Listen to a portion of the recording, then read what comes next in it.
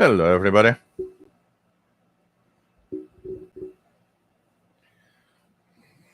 Hope everybody's going fine.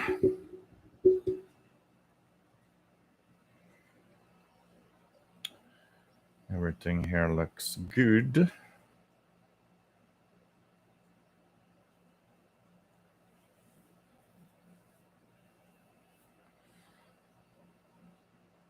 Hey, Thron from Norway, do you recognize this?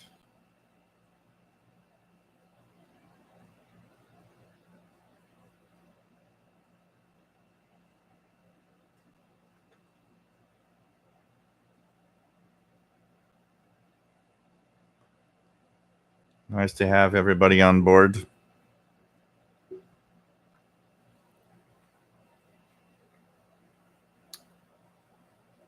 So 14923, I'm going to 14923. In 9 minutes, there's a Russian Morse code M12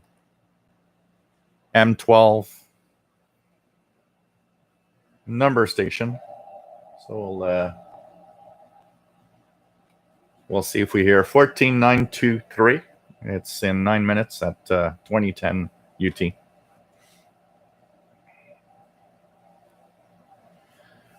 Okay.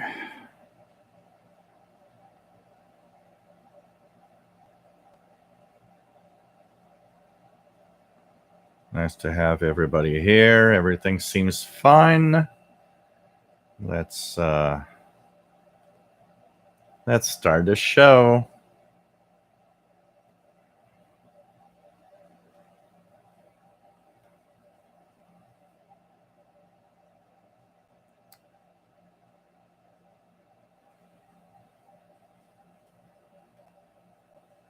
Beer for today is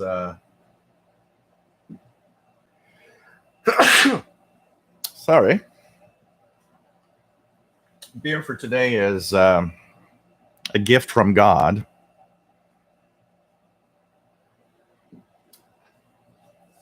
Which is nice 9% beer.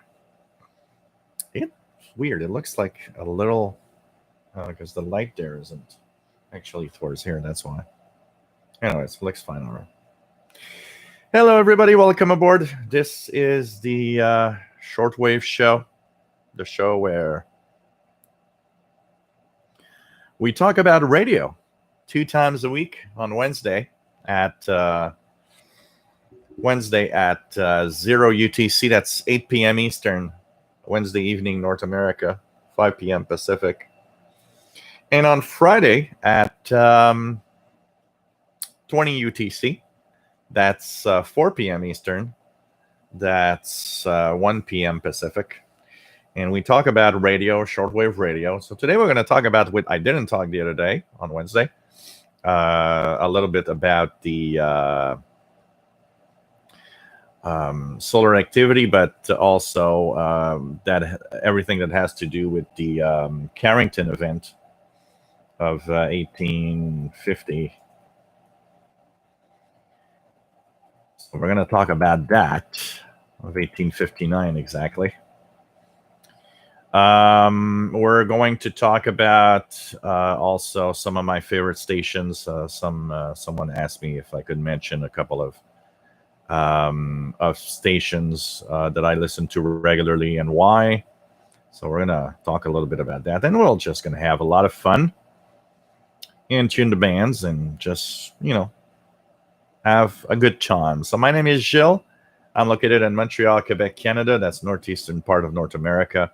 We talk about shortwave radio mainly, but AM radio, long wave, and we sometimes go into other frequency ranges. As long as it's radio, it's going to be here. And we've got some really nice people in the chat room.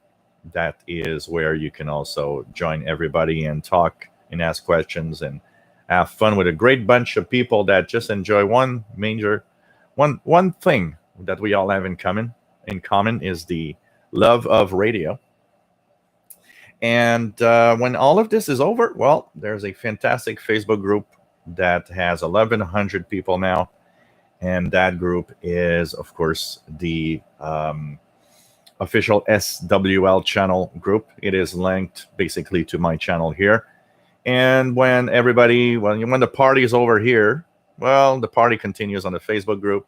People share what they're listening to, pictures, videos, and have just a lot of fun sharing and answering questions, asking questions. It's a great community of people that just want to help each other and share their passion for radio. And this is cool. It's interesting because we were talking, I was talking with someone about, how radio, because for a lot of people, and especially for people that are not in the radio sphere of things, for a lot of people, radio is something that, an old thing, something that is, today people probably don't do radio anymore. And it's surprising to see the, the amount of young, of the young generation out there, from teenage years to early adults that are listening to shortwave. Some because they kind of found it cool and got a radio and stumbled upon here, or it's cool to see that this hobby is still continuing. And it's very different, of course, from when I was listening in 1982. And I get all the time the comments from people, or especially from the younger generations, or those that I've started just a couple of years ago or just recently. Oh wow, that must have been so cool to listen to shortwave back then. And of course it was a great time. And anybody that lived through, I lived through the end of it from 1982, but some of you have lived that through the 50s and 60s and 70s, and those were great times. And what was really nice is the low noise. I mean, back then we didn't think about, I was trying to think the other day, when's the first time that I started thinking that when I purchase an electronic device, will that make noise in my radios? Because that was not a problem back then. In the 80s, you would purchase something and you didn't think about that at all. What's interesting about it is that, I was faced with my first case of interference from a Sony TV that my neighbors had somewhere in the late 80s. That was the first time ever that I encountered a device from a neighbor that actually created noise. And I thought that noise was, really crazy and made my reception difficult. Man, that noise was nothing compared to the noise we've got today, honestly. But it's a different game today. I've seen a lot of comments on the channel and on the Facebook group of people saying, well, I just understand one thing. If I want to listen to shortwave, I got to listen outside. I got to go somewhere, because here where I live, it just doesn't work.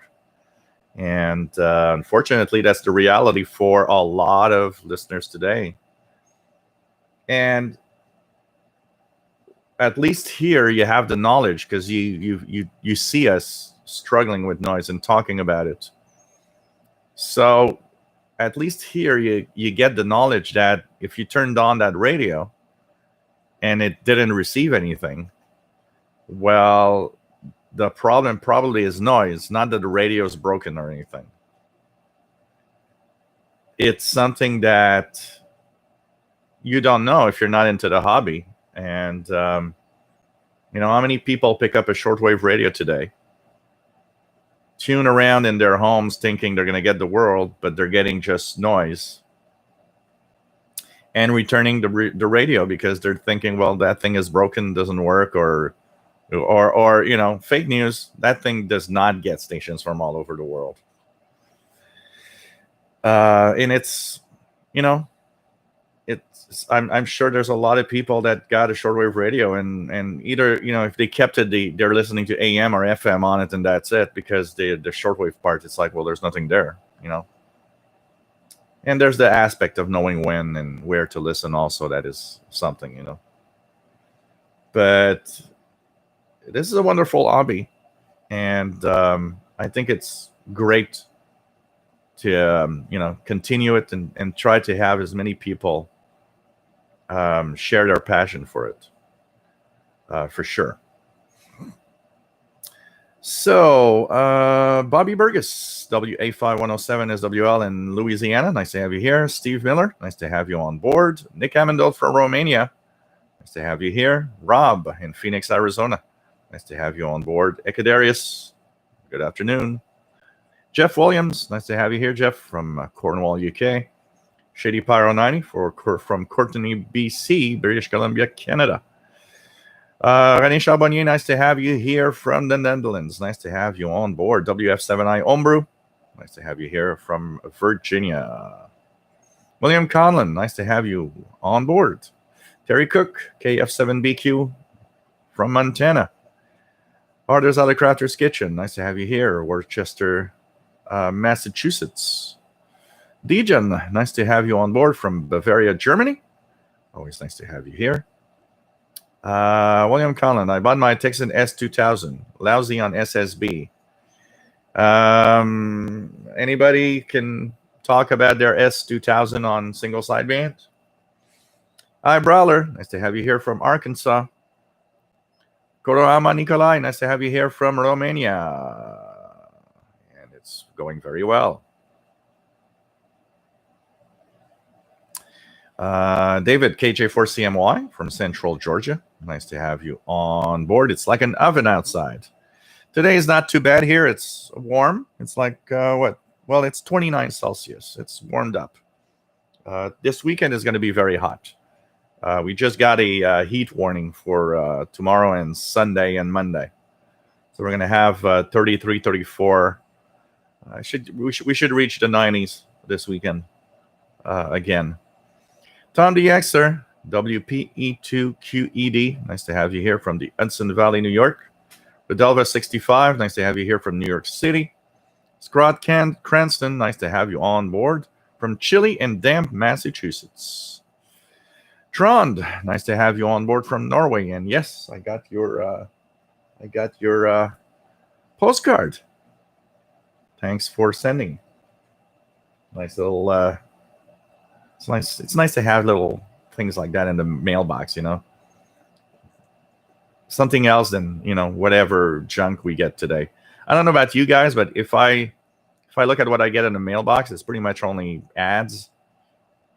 I don't get really any letters much anymore. So you got to write to stations. Ekadarius says, Joe says in a picture, here's another reason why Paul the cat loves to sit on my radios, is because he grooves the tunes. Oh, man. What else do we have? Matt in Colorado, MDK2, nice to have you here. Murray at 330, nice to have you on board. Frank Fee from Austria, nice to have you here. KJ Walden, nice to have you here.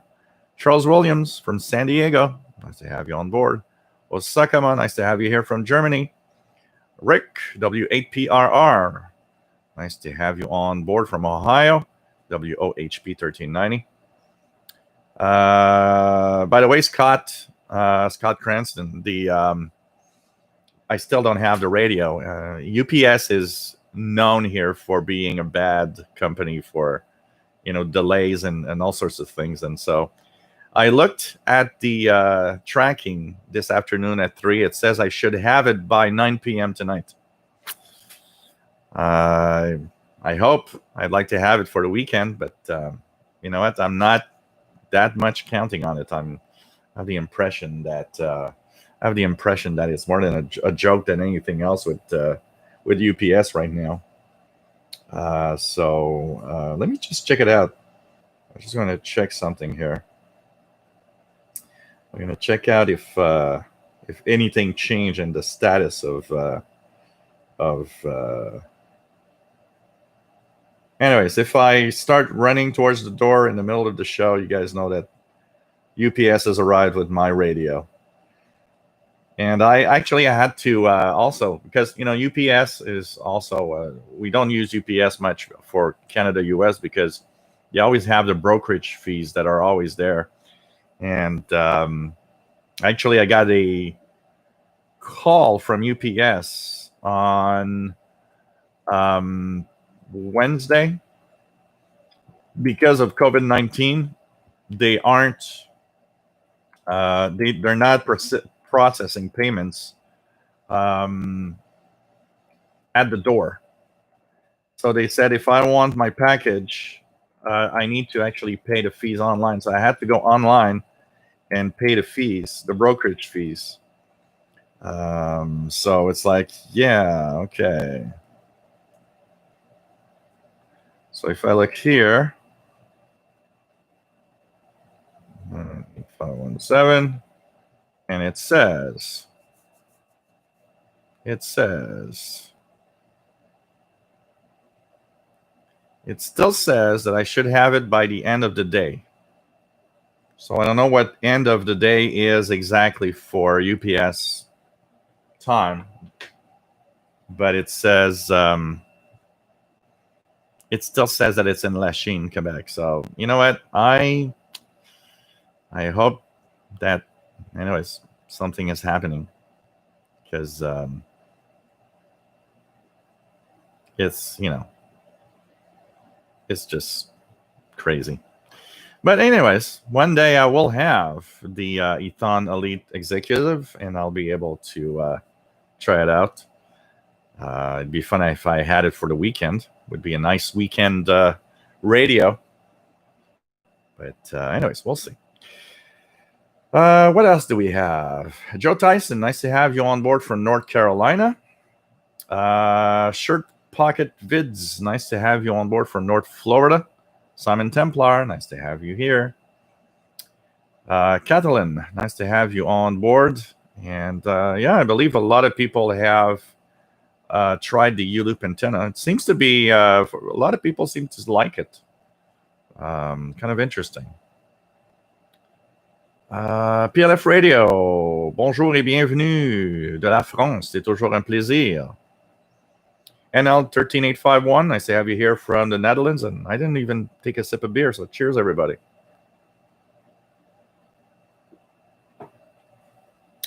Mike WDX50, nice to have you here from Northwest Arkansas. Eric Cottrell, nice to have you here. Yes, from the Chambly Brewery. Absolutely. I felt kind of sad when Unibrew, the company, the brewery, was sold to Sleeman, which is anyways owned by Sapporo. So it's like one big company that has all the brands today.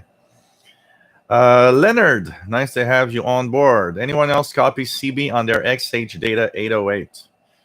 Yeah, if you tune 27 megahertz, you should hear some CB. Absolutely. There must be some activity there. Glenn Zeckman, nice to have you here, Glenn, from Tennessee. Bill, nice to have you on board from Seattle. Harry Cottrell, the love of beer. Yes, absolutely. It's funny because I went to a new place. So I was supposed to have the Portuguese beer today, but I never had the time to go to the liquor store to get it.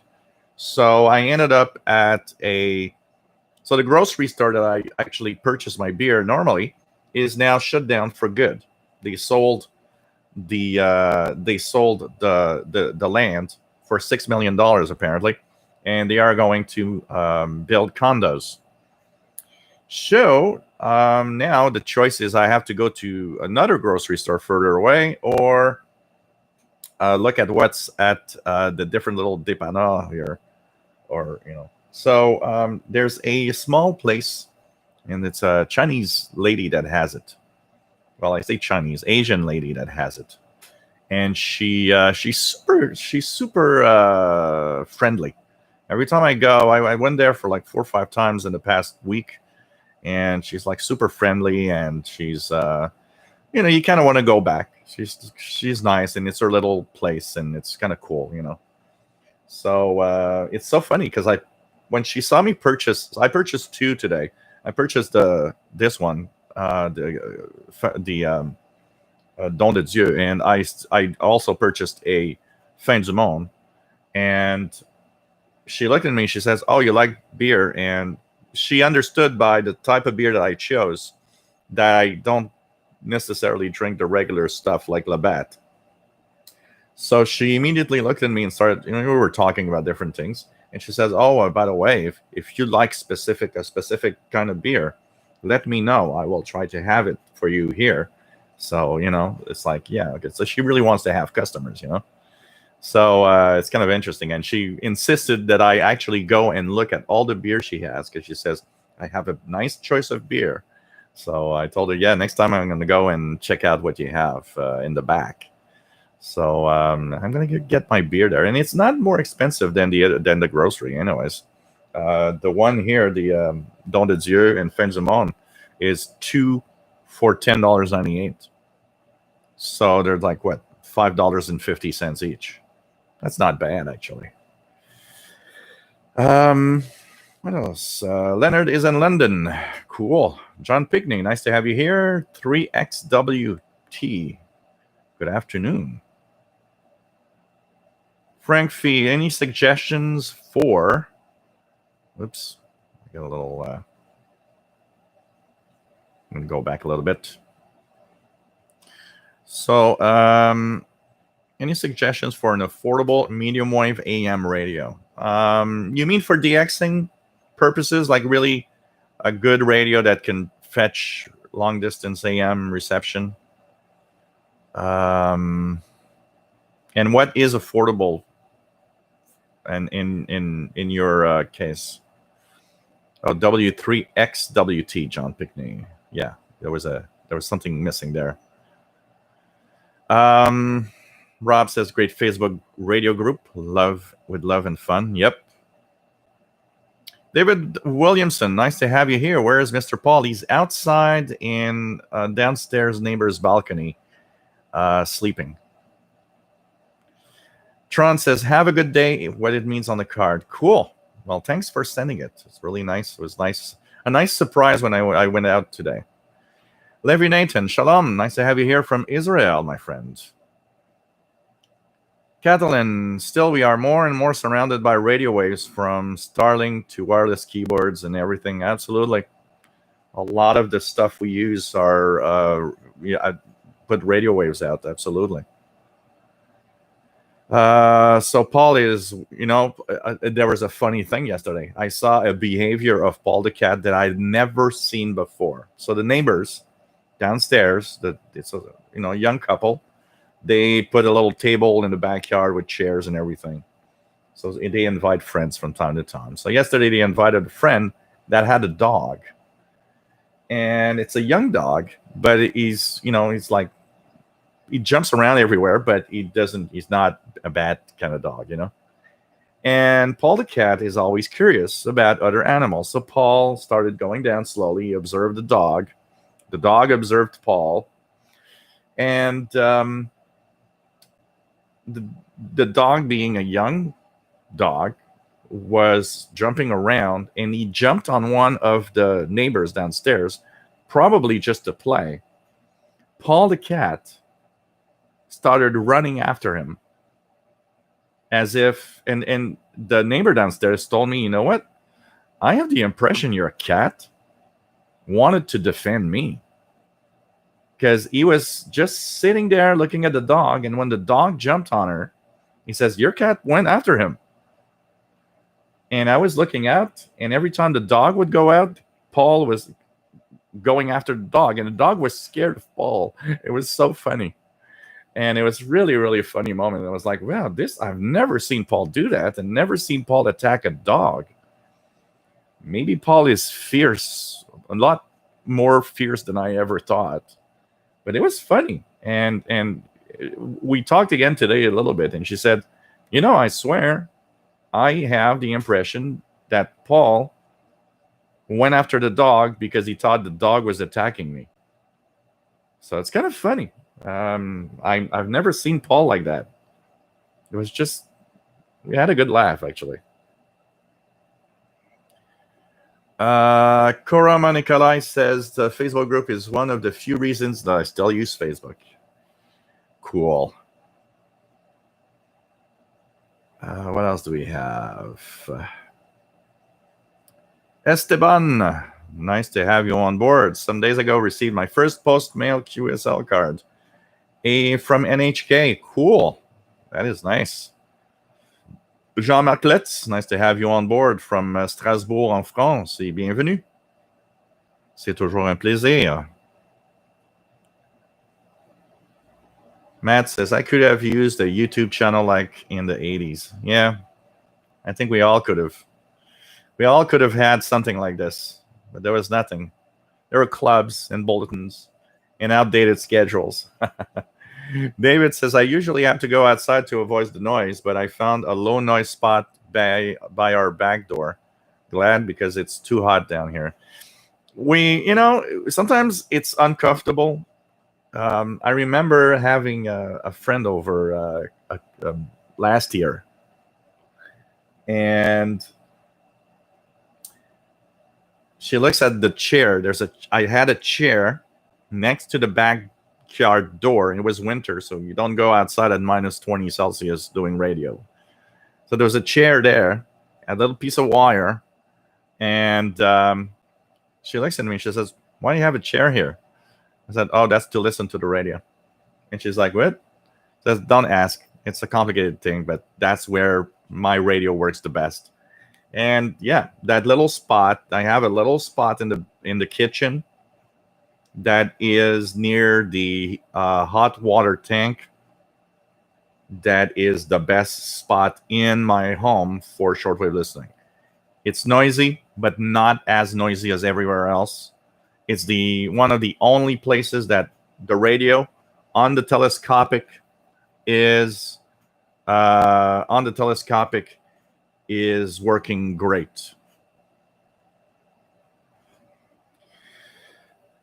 So we often have that little spot. It might not be the best or most comfortable spot, and that's where you got to turn it into a little comfortable spot. So what I do is I put my chair, I bring a little fold-up table that I have, and I put the radio on it, and I listen there. And at least there's one thing nice is I have a look outside by the door window, the back door window, to what's happening.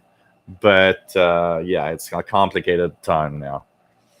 Ricardo Silva, hey, my friend from Portugal. Nice to have you on board, and no worries about being late. DXing with his 14-year-old kids. Cool. Sheldon Harvey, nice to have you here from Greenfield Park, Quebec. Marco Polo, nice to have you on board from Ireland. Karama Nikolai says, lives far away from neighbors, so the only noise I encounter is made by things that my family owns. That is more manageable, actually, So, Rick Satter, nice to have you here from Milwaukee. Hal891, nice to have you here from LA. Michael Danger, nice to have you on board. Peter Robinson, nice to have you here from Norwich, UK.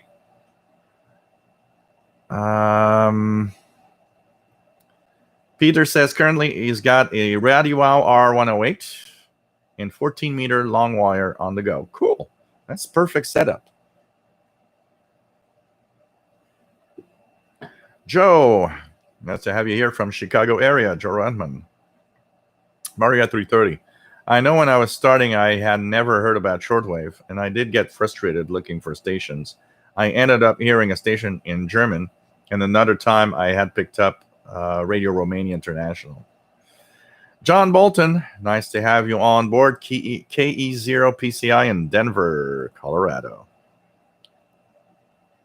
Peter loves his R108. It is a great little receiver, honestly. Rob says, Fridays are not Friday without Shells and Mr. Paul live radio show. Dejan, as I woke up this morning, I was very cloudy and foggy with 8 Celsius. When I go to school, I go past an airport, and this morning I could not see it because of the fog. It's always weird, eh? When, here in Montreal, fog is not something we get a lot. So when we get really heavy fog, it's almost an event because we don't see it very often. And usually we see it like, in the fall, September, October. And when you wake up in the morning and it's like all foggy and you have a hard time seeing the other side of the street, it's always kind of weird. It makes me want to go take a walk. I feel like I'm in some kind of science fiction movie. It's not like you guys like in London or have that much more than us here. It's surprising we don't have more fog than that because we are surrounded with water and everything, but it's I remember one thing that is the weirdest moment with fog that I've ever seen. It was in the 80s. I would say 1986, 7, somewhere around there. It was September. I remember I took on my telescope to watch the sky. And of course, I had a little portable radio for listening to shortwave. And my brother called. My brother lived maybe 2 kilometers away, and we're in the city of Montreal. But he's about 2 kilometers away to the south of me in Montreal. Calls me up, and we're talking, and I start telling him, I'm setting up my telescope. And he says, telescope? We can't even see the other side of the street. I said, what are you talking about? And he says, well, it's super foggy here. And I'm like, what? Everything's fine and it's super clear. From the time that I set up this telescope, could see the stars, and everything was fine. We spoke on the phone 10 minutes. 10 minutes. I went back out. I couldn't even see the other side of the street. It was like a big, thick fog that just rolled in. And it was probably the thickest fog I've ever seen in my life. It literally, I could not see the other side of the street, which was something I had never seen in Montreal. We could have some fog, but the real heavy one that's like you really don't see much, we don't get that very often. But it was so weird. From everything is clear and perfect, in 10 minutes, it became super foggy. I couldn't see a thing. It was so weird. I remember I called up one of my best friends and I said, hey, look outside. It's weird. Let's go for a walk. And we went for a walk for like 2 hours. And it was crazy. John Bolton says, QSLs in the mail are the best. Yeah. Max Headstrong, nice to have you here from Michigan. Nice to have you on board. Korama Nikolai says, regarding noise, I'm wondering if the power line pole that is 30 meters away from where I stay makes noise on my radio. It depends how well it is set up. I've noticed that, for example, here, even if I move closer, so here the power line is on the other side of the street.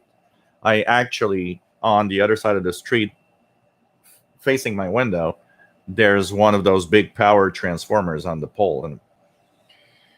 But I went with a portable radio once just to check out, and I noticed that even if I go under the transformer on the other side, I don't see a difference in noise. So I think it depends on how it's set up and if it's well maintained and everything. One thing for sure, a power line can generate some noise. That's for sure. Ronald Zucales from Pittsburgh, Pennsylvania, and he's listening on the Xiegu G90. Cool.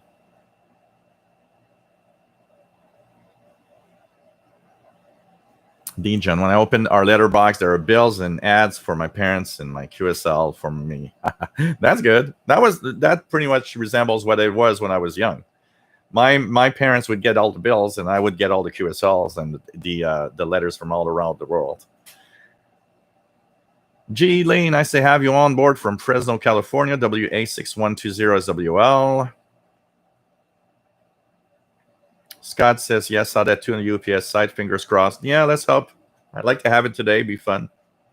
René Charbonnier says, also have a Texan S2000 and works very well on SSB. I'm very happy with it. So, I don't know. What problem do you have with the S2000? I think it was William Collin.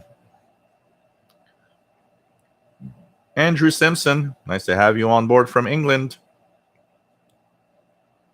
Bill says I should have a cat live show. Yeah, I actually need, I would have to put a GoPro or something on Paul and just, 24 hours of Paul live on YouTube. You guys see everywhere he goes, everybody he meets. Mad Radio DXer, nice to have you on board from the UK. Matt says for UPS, I think it's 8 p.m. Okay, we'll see. Because, on Wednesday, it said I should have it yesterday.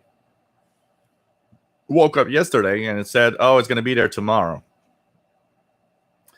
And so I'm, and a couple of friends of mine have received stuff from UPS, and they say that they had bad experiences, even saying that it was to be there the same day and it wasn't. I don't know. Peter Robinson.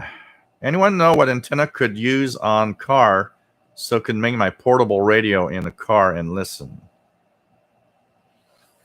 John Bolton, if you think UPS has delays, let me tell you about my experiences over the years with the Royal Mail in Canada.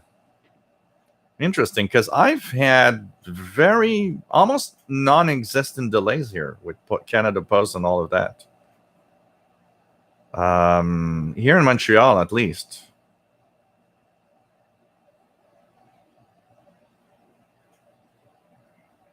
Velikan Guzelkaya, nice to have you on board. TA234224.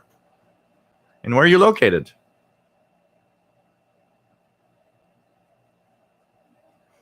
PLF Radio says, good news, happy for you. Well, I'm happy. I mean, when I saw that, what they couldn't give me, and it was like, okay. It was nice to see that I'm going to get one. Lee Burkett, nice to have you on board. And says the UK has some great shortwave listening weather. I'll keep posting. Cool. Always nice to see your videos and posts.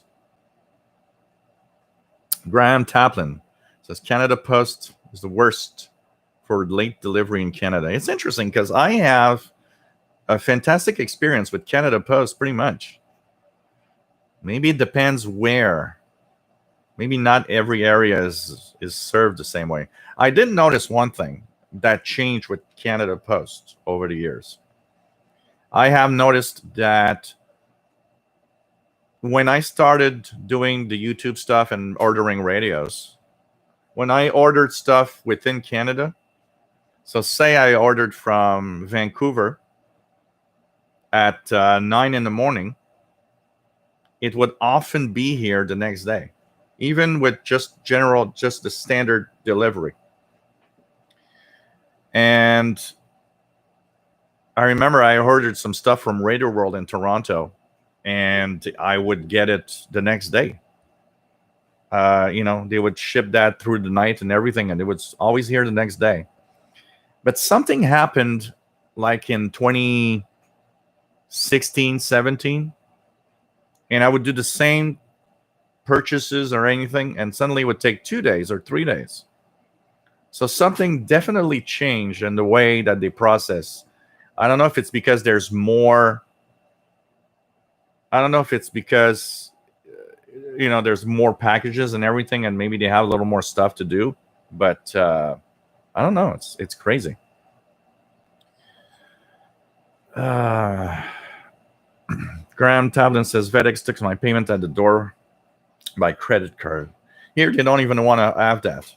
And here it's, you know what? I have one rant about every delivery company, including Canada Post.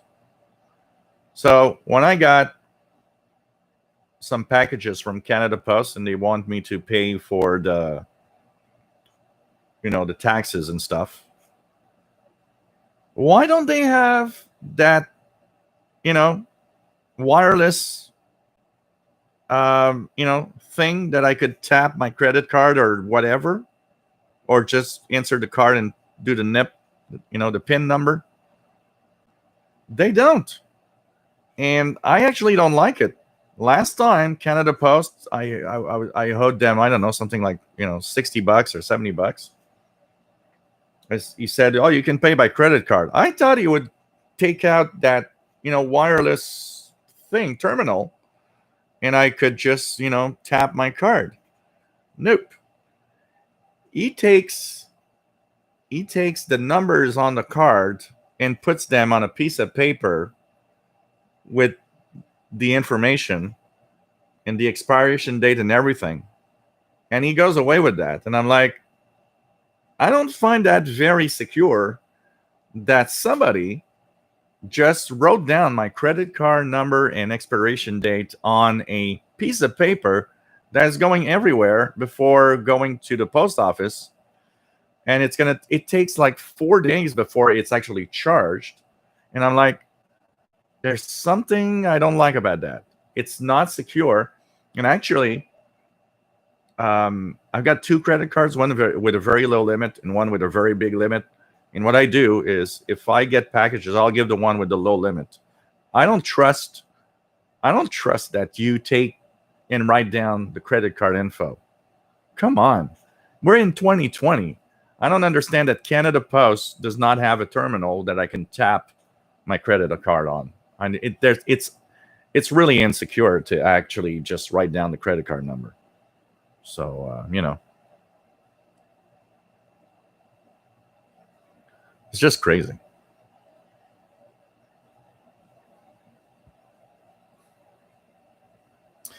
Okay, what else do we have?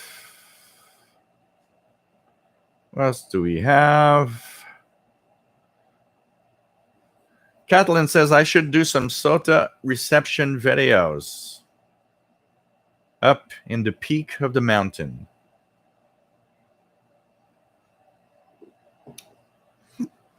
You guys are making me think about something.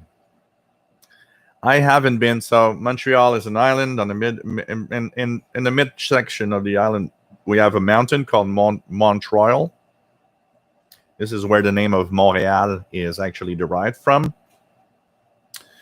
And I haven't. I was thinking a couple of weeks ago. I haven't been there, and I haven't gone up the mountain in probably 20 years, even more. I'd say 25 years. So I thought, it'd be kind of fun to bring along maybe scanner radios and stuff, and try to get the repeaters on VHF from further away on top of the mountain. One of the biggest problems there is that it's a very high RF environment, because all the FM radio stations in Montreal are all on the antennas there. So it makes it a little difficult to really tune anything. But I remember having some success. I need to go there. It's been such a long time. I need to move and go out more and do stuff. I work too much from home, and I don't take the time to enjoy anything right now, which is not what I should be. I should be enjoying more of my time, for sure. What else do we have? Super 20 Dan, nice to have you here. Brought a Grundig Satellite 700. Cool. Nice radio. We got a great radio there. Scott Cranston says, for AM, I've heard good things about the C Crane CC Radio 2E. So that's interesting. Randall Cluns, nice to have you here from Chicago. Matt, speaking of C Crane, my CC Radio Shortwave just died. I don't know what happened to it. I'll have to crack it open and see what it looks like. Really? It doesn't do anything anymore at all? It's like totally zero, not even the display has time or something? That is weird. So, when we talk about XH data, I get people saying, well, that cheap Chinese crap. Well, look, he's got a C Crane that died. I don't think that an XH data dies more than a C Crane or whatever. But it's unfortunate, because there's always a small amount of these devices that might, that might break down. Of the Dawn, nice to have you here. Attack Kitty, Paul the bodyguard. Yeah, pretty much. Kurama Nikolai says, my cat should apply for a security job. I was crazy. And he was fierce. I mean, I looked at him run after the dog, and it was like, wow, what the hell are you going to do? bite him to death or something. He was really fierce. And the dog was so scared he ran inside. And Paul went to the door and stood there waiting. Like if he was like, you ain't getting back out. James Power, it's nice to have you here. KC1ENJ from New Hampshire. Matt says, I was pleased to be able to pick up BBC 9915 inside my house on my satellite 750 with just its whip last night. That was during 0405 UT. Yeah, you guys seem to have better reception than me. 9915, I hear it, but it's a tough one here. The one that I usually go, but it starts late. I think it starts at 05 UT, which is 1 a.m., is 6005. 6005 is a good signal.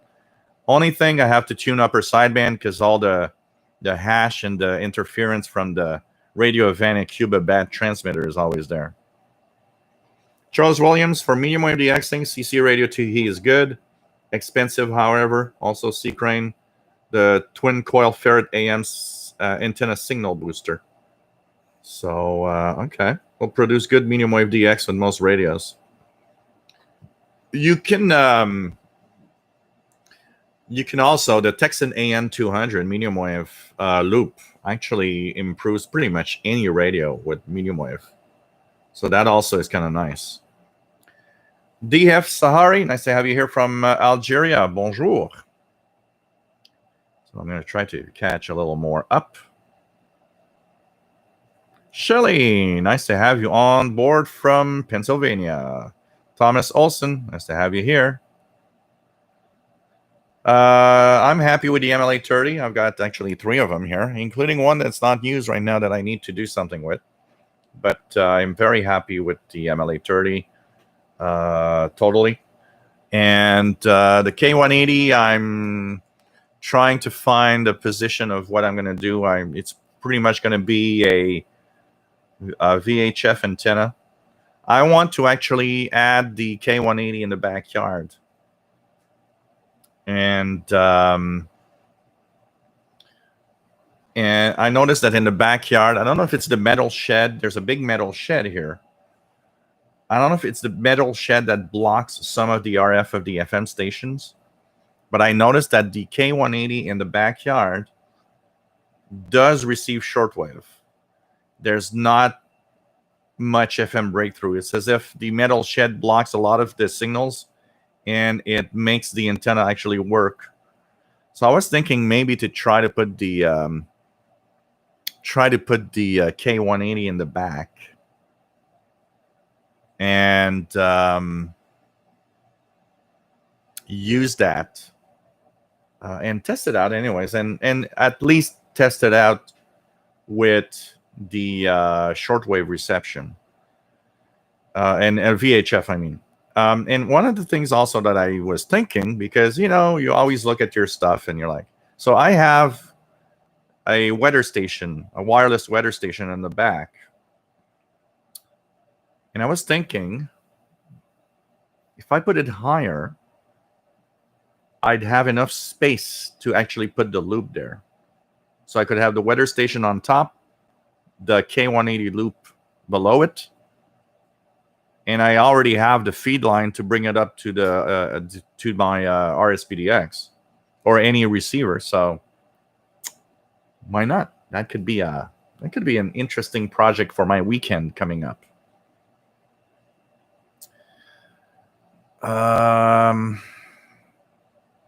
Text by D2D M3 VRV. Nice to have you on board. Rob says, I do miss the fog. No fog here in Phoenix. I remember the mystical fog from upstate New York where I grew up. Catalan, last Saturday, I've got my first SSB radio for 30 euros. Panasonic RF B45. On its telescopic, I was able to catch a station from Brazil. So that's pretty good on FT8. It's a nice little radio. I remember these radios. I almost owned one of those Panasonic RF.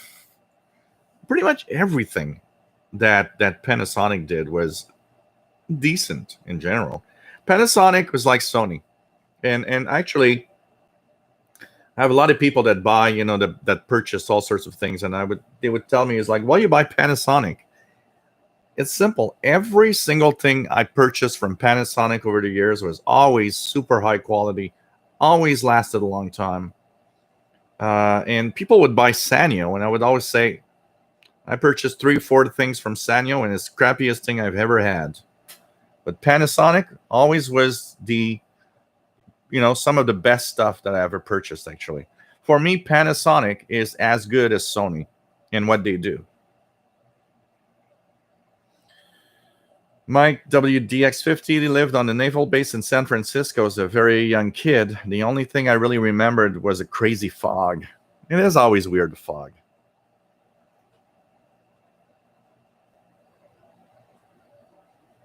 Hey, the Hen and Rabbit. Nice to have you here.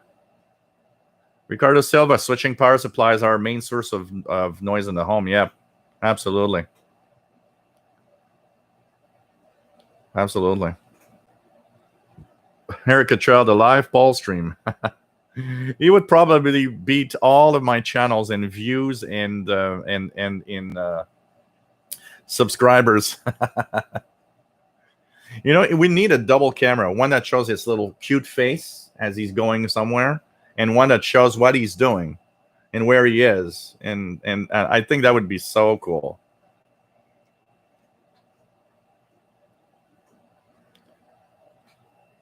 John Pickney, corrosion around aerial power line insulators cause. Oh yeah, absolutely. I sometimes talk about the when I was at the old address that I lived before. There was a power line, and that place was extremely quiet. I now realize when I moved here how quiet that place was. And I still remember because I sent in logs to the messenger, CIDX messenger in the 90s. I would send in some logs for the logging column, and I remember that there was always like the best log of the month is from this member that received that station at that time. And I remember a couple of times being Sheldon mentioning me as being like, okay, well, Michelle and his very in his city noisy environment is the winner this month of the best log of that station on that frequency and everything. But what was crazy is that for a city place, that place was so quiet. It was nuts. And what drove me crazy once is that I remember when it was humid or when it was raining or in the wintertime when it was snowing, I had this it was like intermittent kind of electric buzz on the frequency. And over time, I had noticed that it only happened on humid or rainy days. But on dry, sunny days, it was fine. So I figured that there must be something outside. And one day, I actually was walking home, and it was quiet. And I heard kind of a little electrical buzz on the top of one of the poles where the wires move on the insulators. And immediately it sparked in my head, oh, this must be what happens. And I went home, took a portable radio on AM and came under it. And it was intermittent. So it was like, it could be there for like 10 seconds, then it would stop for 3 seconds, then it would start again and whatever. I could match perfectly the noise in my radio and what I was hearing up in the pole with that little electric noise. And I remember, because I had read in, I think it was Monitoring Times, I had read an article about somebody in the US that called his utility company to tell them that there was interference due to some electricity pole and defect. And that article, the guy mentioned, you should call the company that provides electricity to let them know, because they do come and fix the problem. And I thought, yeah, right, I'm going to call, and this weird guy in Montreal is going to call, and yeah, they're going to come and fix it. Well, actually, I was so surprised. I remember calling Hydro-Quebec.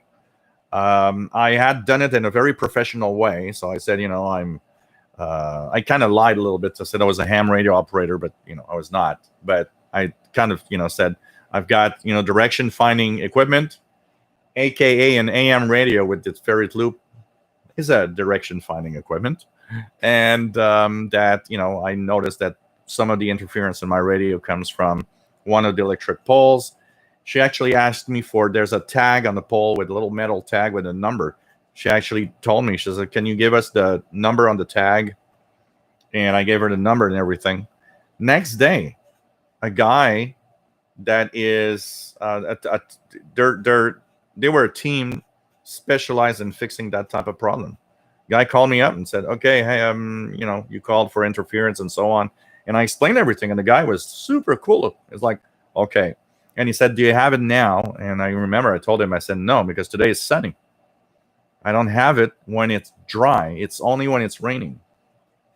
So the guy said, okay, well, if it's not doing it now, we can't go, because we can't really verify what is causing the problem, which I totally understood. But I was surprised that they actually took this very seriously and wanted to fix the problem. And after the fourth time that he called me, I said, look, what would be best is that I call you when it's doing it, because every time you call me is when it's not doing it. So he gave me his phone number, his cell phone number. And I remember one day it was raining. I called him up and said, okay, well, it's doing it now. So today's the day. And in the afternoon, he called me back, said, is it still doing it? And I said, yep. I said, okay, 10 minutes, we're going to be there. And they came and they fixed, and he told me there was a bad insulator at the top of the pole. And they actually changed the insulator, and everything came quiet again. But I was skeptical at first, but I was amazed that they actually took the time to do it. But at the same time, like the article I had read was saying, if it does that, it means there's loss of power, loss of electricity, plus, there's the damage to the equipment and all of that. They want to know. They want to fix whatever is wrong, because, it could create a power outage or anything. Oh, man. Let's go here. I'm going to try to go down a little faster.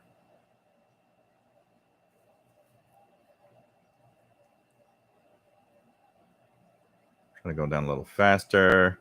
PLF Radio, Gilles, for me, the Ethon Elite Executive is the successor to the Ethon Grundig G3 I have. I'd like to have your opinion about it once you will. I will post my opinion. I will give my full review and what I think of the receiver. I can't wait to test it out. It's a neat looking radio, that's for sure. Tony Turtle, nice to have you on board. Used to work at Siemens. Nice to have you here. Sandra. Nice to have you here in Las Vegas. I can't get many stations from Europe. I have a Grundig 750 30 feet long wire.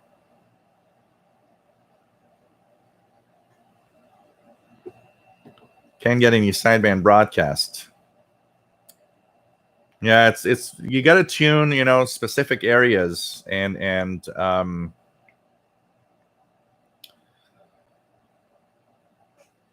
7,000, like in the daytime, 14,000 to 14,350, and the nighttime 7,000 to 7,300. Try that.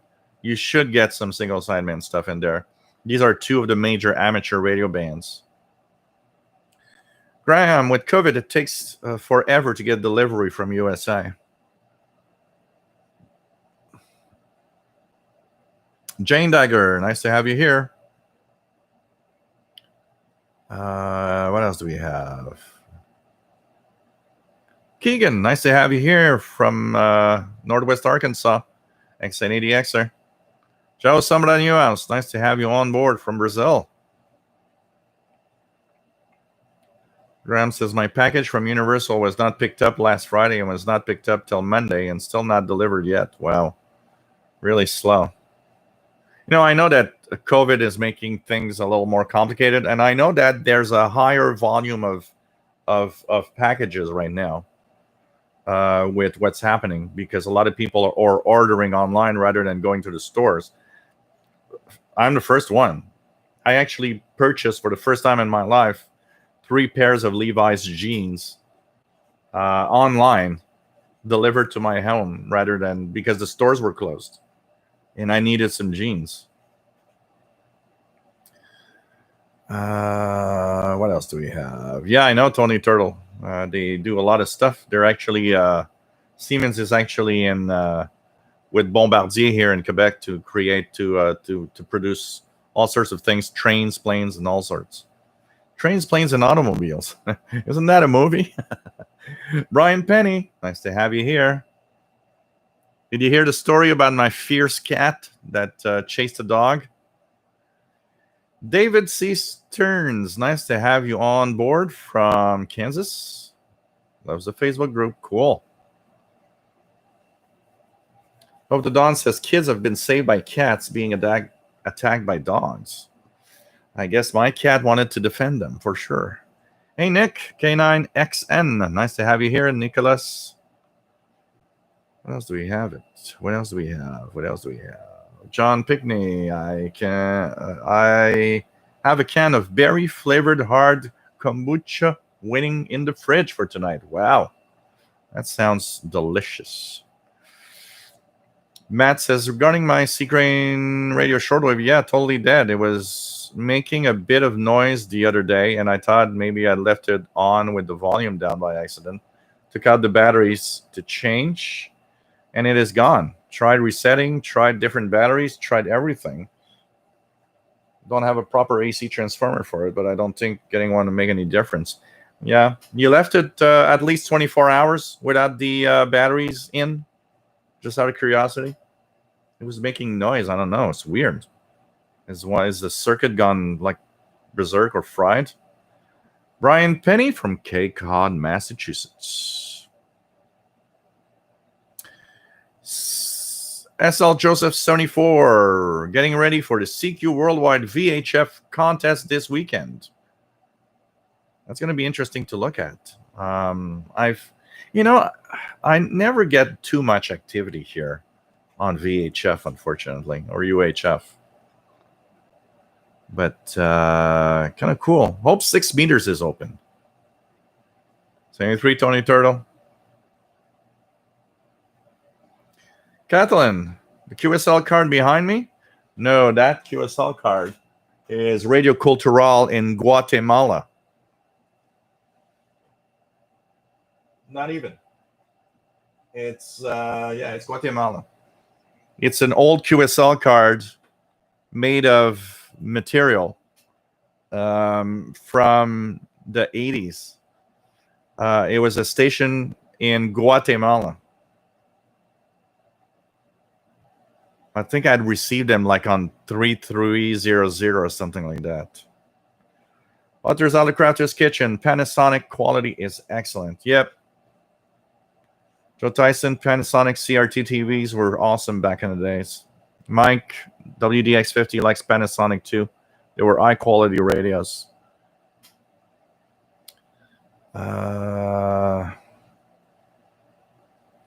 Max Headstrong, my gas company wants to install a wireless gas meter in the house. Madrid DXer Technics, also owned by Panasonic, is also a solid brand. Great hi-fi equipment. TechSpy D2D's got a AC RF. Cool. Yeah, I don't know, Max, about the noise. When they installed, so here there was of course a big controversy when they wanted to install the wireless electric meters for the power company, and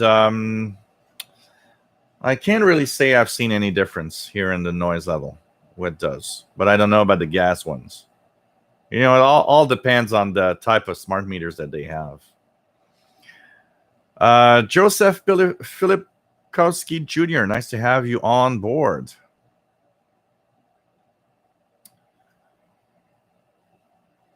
Take care, Korama Nikolai. Have a good night.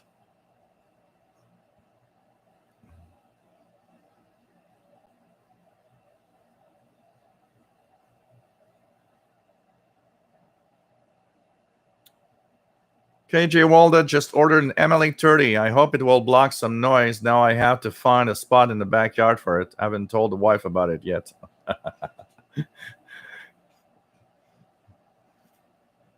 You gotta find a way to, like bring it in. Like, you go out and you to the store and you're like, oh, you like those shoes?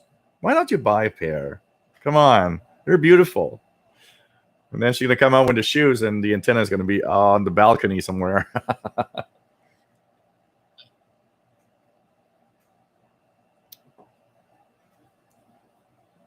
I don't know about you guys in the States, but here in Quebec, the Hydro-Quebec, if you did not want to have one of those new smart meters, they would charge you an extra fee on your bill. So some people don't have it, but they're paying like $5 or $10 a month extra because they don't have it.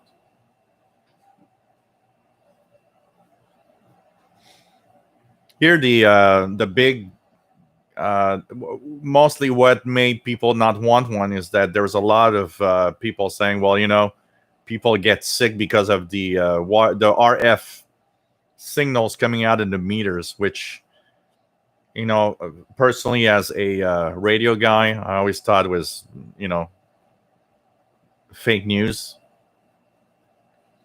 I still remember there was I think I'm trying to remember what TV channel did it, but they did a 1-hour show on people that are sensitive to RF that apparently get sick because of radio signals. And they were complaining, like, that they don't want to have cell towers next to them and whatever. And I remember there was one woman there, and she was living in the middle of the woods somewhere, because she said that she could feel sick every time there's radio waves, and and I still remember she said any radio wave, whatever, makes me sick. And I remember looking at her in the woods and thinking, well, you're bombarded by tons of shortwave signals. And while the guy is actually filming you with his camera, there's tons of signals from the camera around it. And, I was looking at that and I was like, yeah, you're just nuts. I'm not saying that, it's totally impossible. It is possible that somebody could be hypersensitive to RF. But I have a hard time with people complaining about that.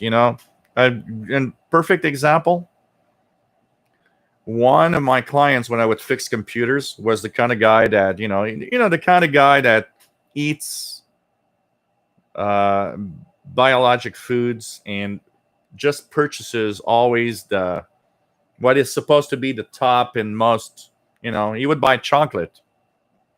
And he was like, I buy this chocolate. That chocolate is the best chocolate, not transformed, not this, not that. And I'm like, hey, I don't care. I want to eat chocolate. Who cares where it comes from? Actually, as long as it's good. But he was like really, really crazy minded about all of this. And he had moved because he was close to the mountain, and he said that because of the antennas on the mountain, he didn't feel good. So he moved much further away. When I went there, The first day I went there in his new place, which was a big apartment building.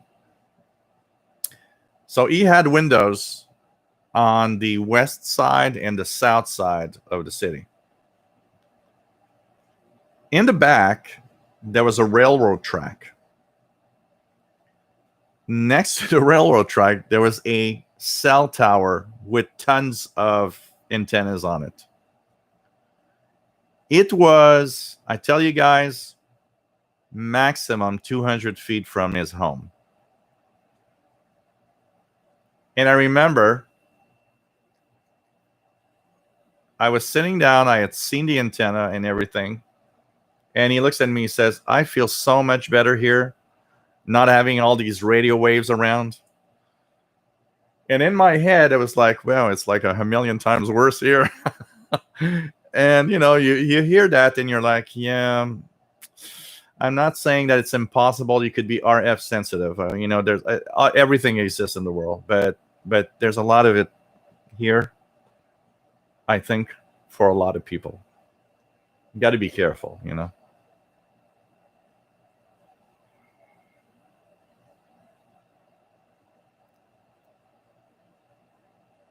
It's just crazy. What else do we have? Erica Trail says, I'm not surprised. They want to fix the problem and it will cause problems down the road. Yeah. I was surprised at first, but then I saw, well, they really want to have things fixed and things running. It's pretty crazy. XPA2 up on 12124 upper sideband, says Matt. Well, it's probably stopped now, but since I'm not following and I'm late. Max Strong, starting to have fond thoughts of an ice-cold vodka and cranberry juice. Hot and humid here. Perfect weather for that. Absolutely. You know what you do? You take a big glass.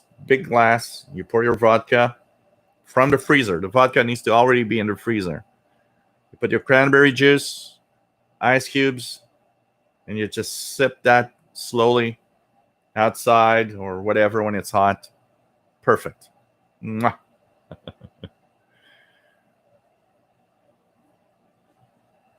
Hey, Kevin Wood from Nova Scotia. Nice to have you here.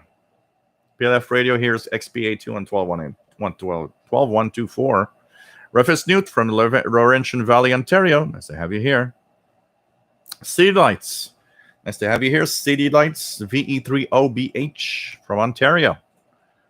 Abdelghani Souli. Nice to have you here from Calgary, Alberta, Canada. Cool. Matt says, when I found CC radio shortwave making noise, my assumption was that I accidentally... Yeah, because it happens all the time. Imagine with all the radios I've got here.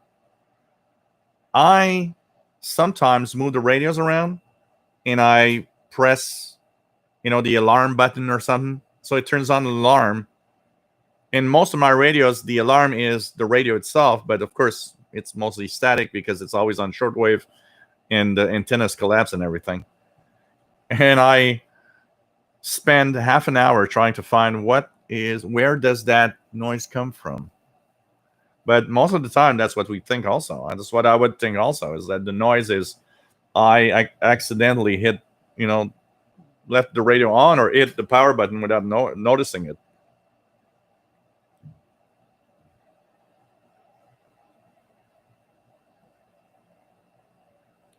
What else do we have? Let's go down.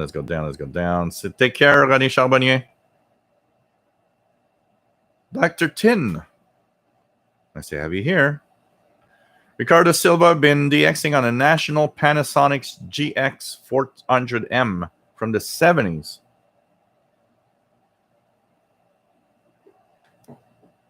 These are great receivers.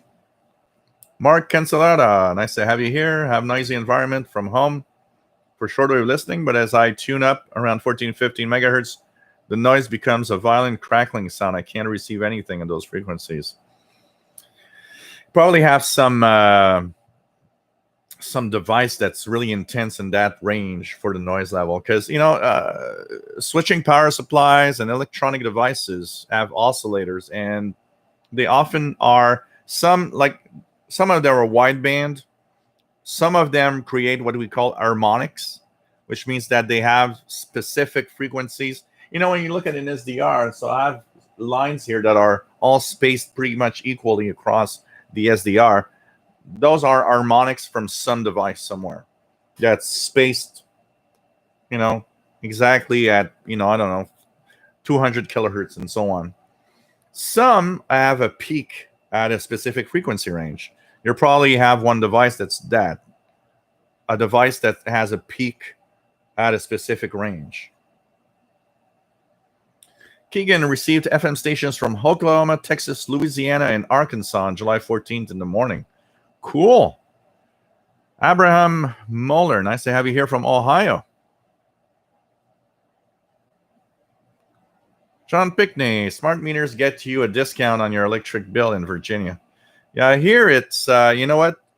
They don't give you a discount, but one of the funniest thing is, I understand the business of all of that. So one day I'm with a bunch of friends. I think it was last year, and everybody was talking about the smart meters. And I remember telling everyone, while you guys are freaking out about the RF waves from the smart meter, that's not where you should be freaking out. Where you should be freaking out is now they can charge you, because before the old, magnetic analog meters, it was always the same all day long. There's nothing you could do. The new ones are smart. You can now charge depending on the time of day, and that's exactly what they want to do here. Charge you more for the times you use more electricity, charge you less in times when nobody's using electricity. And I remember telling everybody,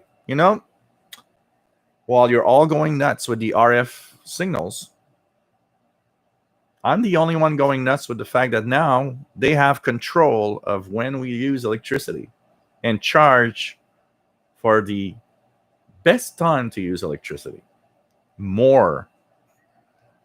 And nobody talks about that because you're all, okay, I will not say what I was about to say. Actually, I did say it. I did say it to them. I said, because you're all idiots and don't understand that is the real problem with those counters. Now, when you get home and you cook supper and all of that, that's when the electricity is going to cost the most. But that's also the time you use the most electricity. And I said, that is a problem. Now they have you controlled more. So, I mean, if I had to be sick, where I am sitting here, exactly, the houses, so there's 6 apartments here, where the electric entry for this 6 apartment place is just below me right now, right here, under this floor. All 6 meters are there. Actually 7, because there's one for the whole of the building. They're all in there. That is where the electric room is.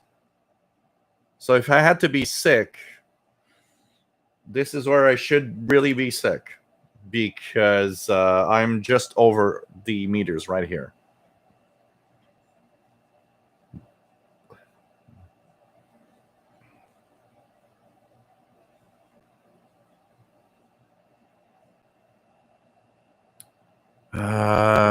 What else do we have?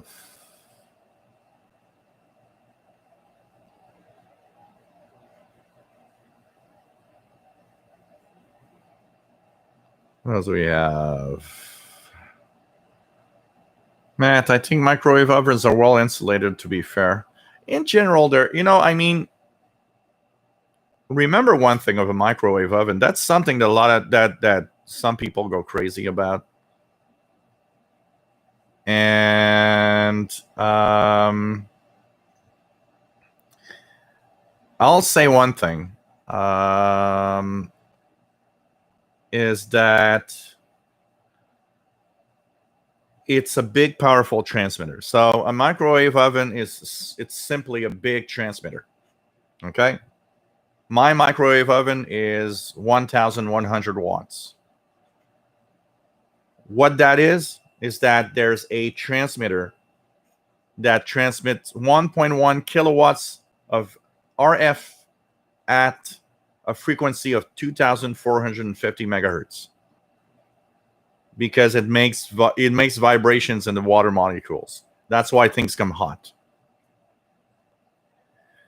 It's impossible to 100% block the RF coming out of it.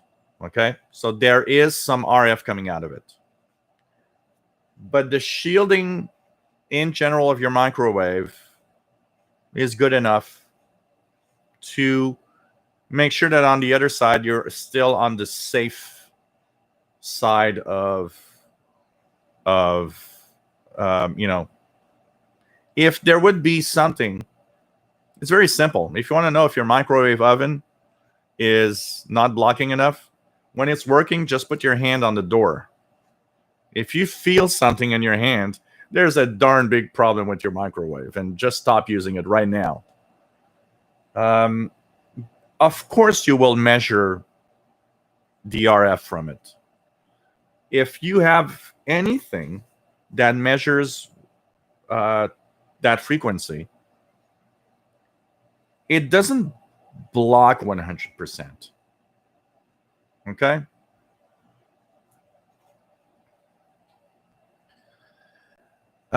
Joseph, all I'm going to say is this is not the place to talk about anything of that. If you want to talk about it, send me an email to officialshortwaveradio@gmail.com, and we'll talk about whatever you want to talk about, but this is not the place for that.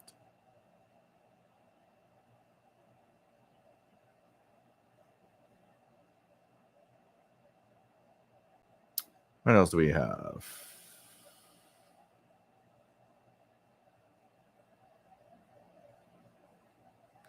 Well, we got to be careful, D-Gen, okay? I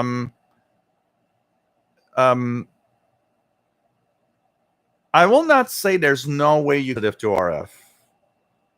Being scientific-minded guy, we know that there is some interaction with radio waves, RF, and our bodies. Okay? Mostly heat generation. When people use their smartphone, what happens is that if you hold it like this, there's some slight heating of the general area because of the radio waves, but there's no interaction with your cells technically.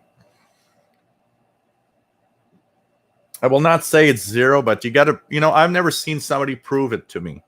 And what I mean that is, you know what? Why don't we do a Faraday cage where no signals are really much in it, with equipment, and ask a person that is RF sensitive, do you feel something? Do you feel something? Do you feel something? And do different frequencies and different RF from common RF generation devices around us. If nothing comes up, it's up here.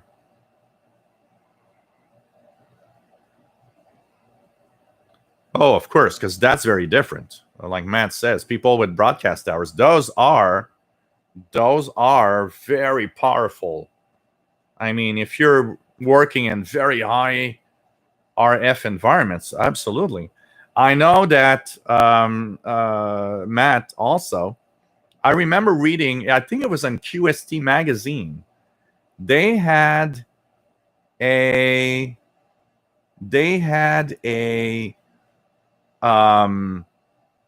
article where they were actually mentioning that ham radio operators and the general population, so every there's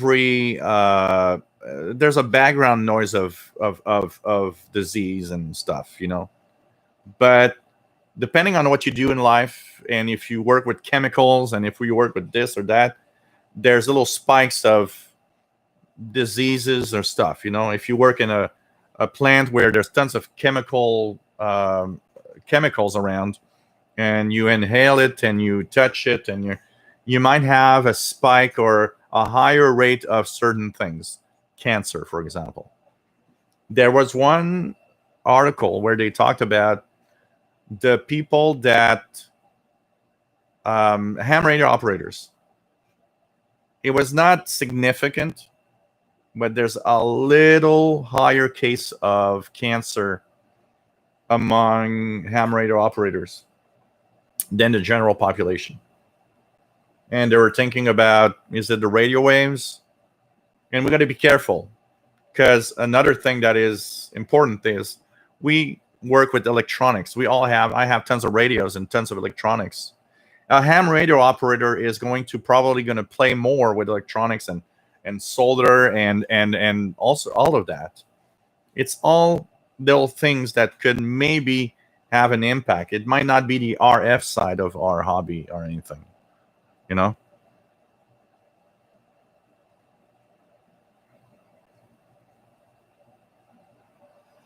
Makes that strong. Vodka belongs in the freezer. Yes.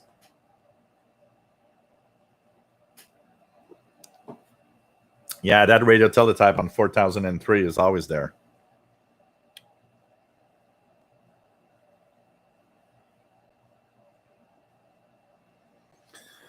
Dr. Tin, what is the book? What does it contain? The World Radio TV Handbook 2020. I have the 2020, actually. That's the 2017, but the 2020 is somewhere near. I don't see it right now. So that is a reference for anything broadcasting, radio station, TV from around the world, AM, FM, shortwave. It is a reference for information of contact information, transmitter information, and so on. Anybody that deals in media, anybody that writes to stations a lot, need the latest and most accurate information, contact, and so on. That is a great book for that. But it's not made for everybody, and it's not necessarily for every shortwave listener. It depends on what you actually do. Nicholas says, sticking a bathtub full of magnetrons is probably not healthy either. Oh, man.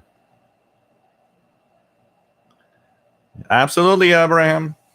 Lime juice and sparkling water. Yep. Little ice cubes in there. Perfect. Tom DXer, any luck with NeoWise? No, it's been pretty much cloudy every night. I'm hoping maybe tonight or tomorrow to get it. The skies are cleared up now. Maybe tonight. Hey, Tristan, nice to have you here. Good day for live stream and a barbecue. Cool. Abraham is from Oxford, Ohio. Cool. Matt saw Comet NeoWise with his daughter from a hill here in Denver the other night. Cool. Yeah, pretty much. Binoculars are probably the minimum to really kind of see it, but in binoculars it's easy to see.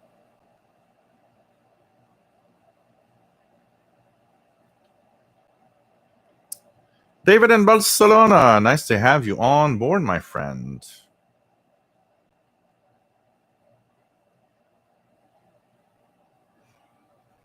Well, generation, you cannot be an RF jammer here. It's illegal. Kathleen, any tips for building an FM antenna for the regular FM band? A dipole with 75 centimeters each side.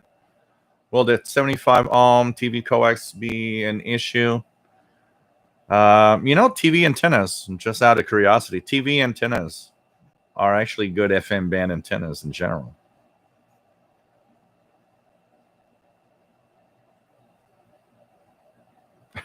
Max S. Strong says, I think the gas company is eavesdropping on my thoughts, just a suspicion. Luckily, I don't think much. Rufus says, we have had time of day pricing here for years in Ontario, not during COVID, though.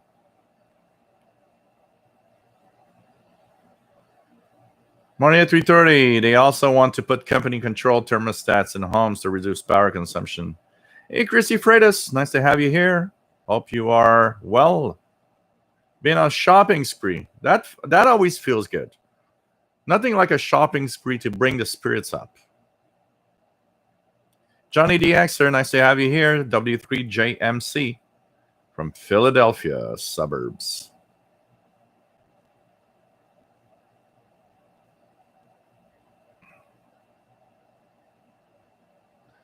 Ricardo Silva says, this weekend I'm not near Lisbon, the capital city. I'm south of in country house. No noise in the countryside. Cool. That's always a great place. Yeah, I know, absolutely. John Pinkney, I know that the screen is there to trap the frequencies. It's made specifically for that.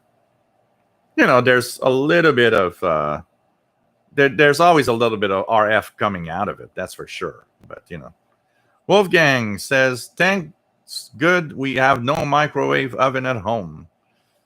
Well, I like a microwave oven. I couldn't see, it's not that I actually use it regularly enough that it's something that I would miss if I didn't have one. Mongoose, nice to have you on board. Old copper telephone lines emitted RF. Yeah, absolutely. Seed Light says the energy drops the root square. Yeah, absolutely. Absolutely. So, if you double distance, you quadruple the weakness of the signal. So every time you are twice as far away from a transmitter, the signal is 4 times weaker. Kevin J. Apollo WS2H just put the batteries in the new Ethon Elite Field radio. Well built, seems very sensitive on all bands. Very early, but looking forward to play. Cool. Antonio Faro, nice to have you here, Antonio from Italy. Mike WDX says, I don't have a Panasonic radio, but I have a Panasonic microwave. Actually, that's what I have also. Panasonic. My microwave is, 2 years old now, maybe? It replaced a 22-year-old Panasonic microwave.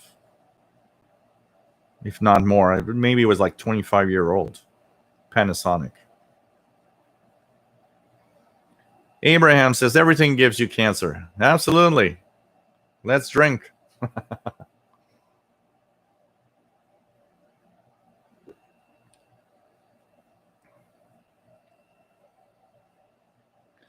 That's for sure, Max Estrong. There's not a lot of research done on RF and human body. And I mean, every time there's new technologies, new frequencies and stuff, there's always people going crazy. It is important for us to do, honestly, let's think about it for a second. Who of you guys would be willing to live next to a very big RF transmitting tower of some sort? I don't think anyone wants, because we know of the power of these radio waves. We know that there's something there and it's powerful. I would not like to live next to a cell tower. But that said, I mean, we are surrounded by RF and radio waves everywhere, especially in a big city like where I live, But I don't think we want to live next to a transmitter that much, honestly. Joe Tyson, broadcast RF is non-ionizing radiation. Don't have enough energy to strip electrons from atoms. That's for sure. But, could have effects that we don't know. Maybe there could be more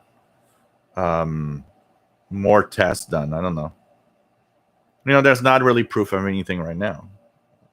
Look at, I still remember when the when cell phones became popular. Remember, guys, when there was a lot of talk about how dangerous it could be and could it cause cancer, and there were people going to court and suing companies for, I got brain cancer on the side that I use my phone, so it's because of the phone and the RF but look at that. We're 20, 30 years into that. There's kind of not really a higher level of cancer. So, it doesn't mean it can't, because I think we gotta be careful with those waves and everything. But right now, John Pickney, Green Bank, West Virginia, National Radio Quiet Zone because of the radio telescopes there. Yeah, they need that. They do need that, because they need to have the lowest noise possible to get all of those very weak signals. I was reading an article yesterday on how they received an RF signal from I don't know how many billion light years away, and they were using that signal to measure the expansion rate of the universe.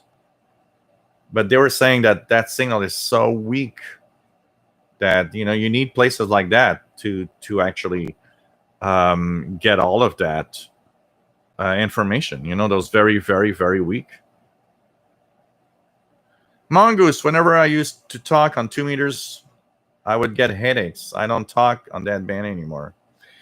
Yeah, it could be related. It's very difficult to pinpoint something that does something, another effect.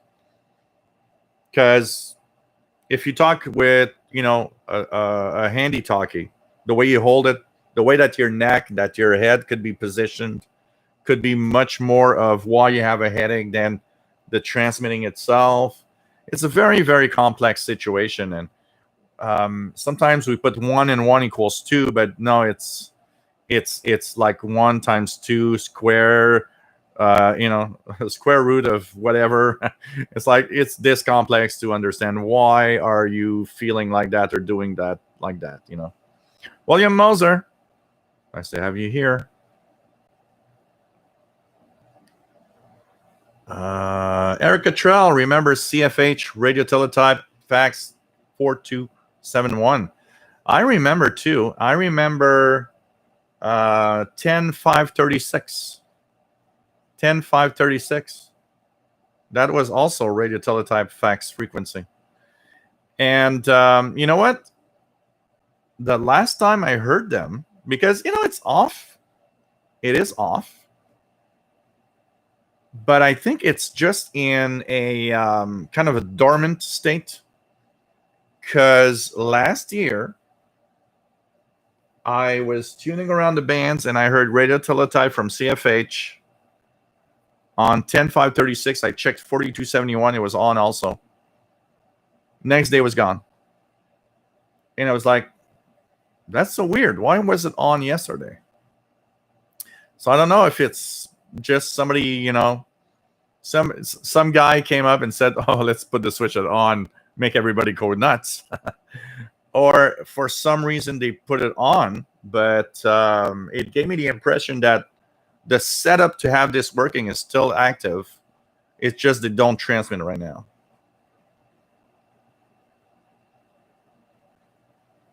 Max and Strong. Occasionally I transmit my indoor antenna. My dental fillings tingle, but I'm sure it's fine. Yeah, it's okay. Hey, use your dental fillings to listen to AM radio broadcasts. William Helms in Florida. Nice to have you here.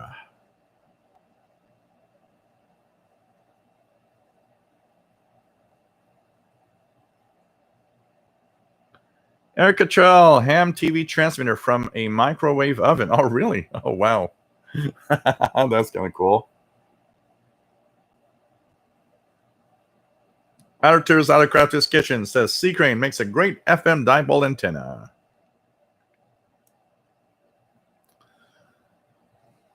Shelley says, I heard that when that Maxwell woman was arrested, she had her phone wrapped in tinfoil. Now, what was that supposed to do? Do you know? Well,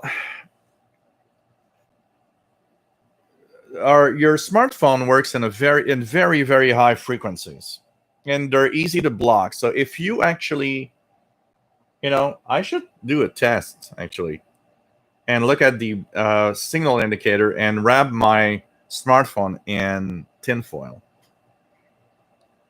Technically, it could prevent So if you're being tracked by your phone, it's because it's logging into the cell towers all the time, and phones do that a lot. And by the way, this is my new S20 phone that I got this week.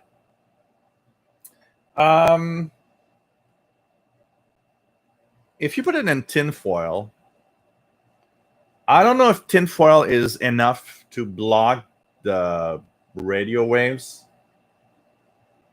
but she probably tried to block the waves as much as possible so she couldn't be tracked. And that's my best guess. But there's a really fantastic way to do the same thing, and it's called airplane mode, which is better than tinfoil. Just activate that, airplane mode.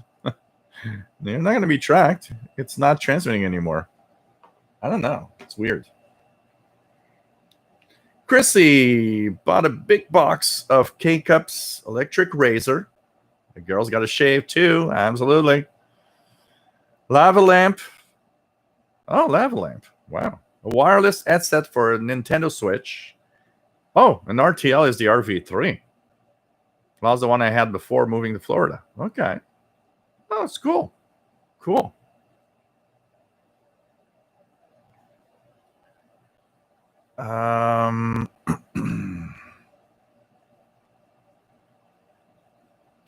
Arthur's out of Crafter's Kitchen. He was testing some capacitors out of his Panasonic RF2200.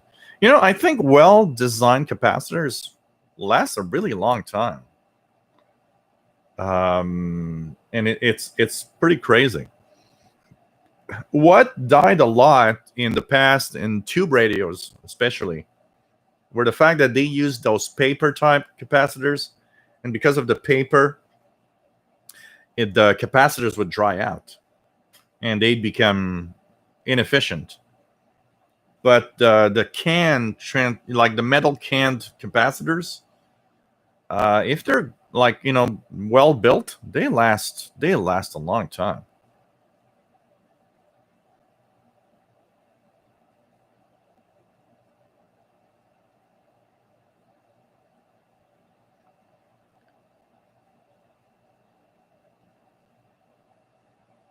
Degen, we live 200 meters from a mobile phone tower, and the old people around here are still alive too. Well, look, 200 meters is a good distance, honestly. I live. The closest tower to me is at the end of the street, the other street. That's where my smartphones connect, because I use an app to check what cell tower my phone connect, just by curiosity. A radio guy, what the radio guy wants. The radio guy wants to know where his phone is connecting, just out of curiosity. And that is 100 meters away, maximum. I don't think it's more than 100 meters from here. Bye, PLF Radio. Fais attention à toi. À la prochaine. Keegan says most of the FM stations received from Texas. Farthest stations, Houston, Texas. You got some really great DX there, Keegan. Andrea DXer, I would not want to live next to a strong transmitter, as it would affect my DXing, although I see some cell phone transmitters not far. But I don't think they cause RFI on the bands. Catalin, will it be a show in VHF, UHF channel? Would be nice to talk about Inmarsat, Iridium, and all of that. Yeah, I know. We're going to check it out. Ricardo Silva, as a TV technician, I can tell you we never spent too much time near strong RF. And imagine when there was the CRTs. All the CRTs work on very high voltage. So TVs actually emitted X-rays. You could be exposed to X-rays from the high voltage CRTs.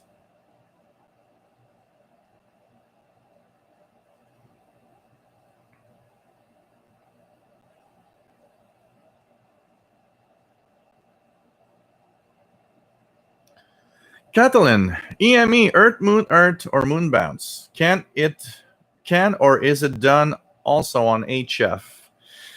Most of the moon bounce that I've seen is done in the gigahertz range. Typically, there's a ham frequency range like 1,200. Is there still that band there? Like 1.2 gigahertz around there?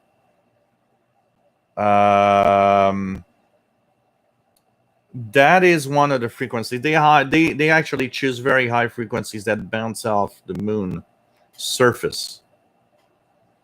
I don't think anyone has ever done. I don't know actually, but I don't think anyone, because of all the EME I've seen, I've never seen anybody do it at low frequencies like HF.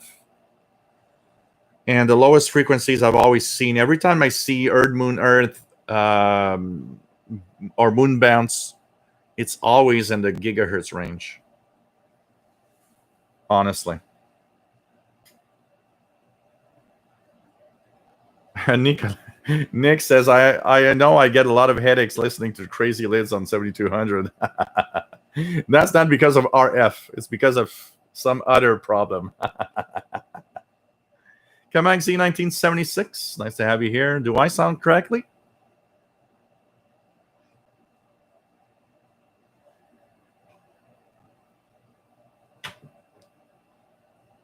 Oh, man. Joe Tyson, Google AM radio WLW 500 kilowatt. Read about the effects of that station broadcasting in the 30s on 500 kilowatts. You know, I remember there was a when the Vatican State and Vatican Radio had a long wave transmitter from their transmitter site.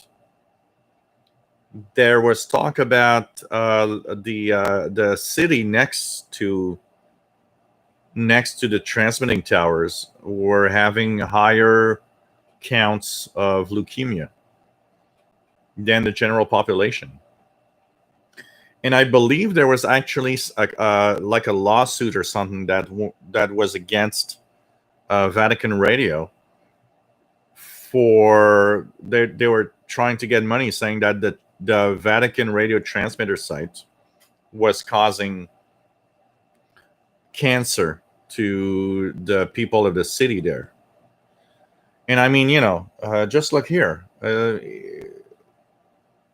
What if we would do now they're being gone for a while, but what if we would do a check on, say, on Sackville in New Brunswick? I mean, there are people living quite close to the Radio Canada towers.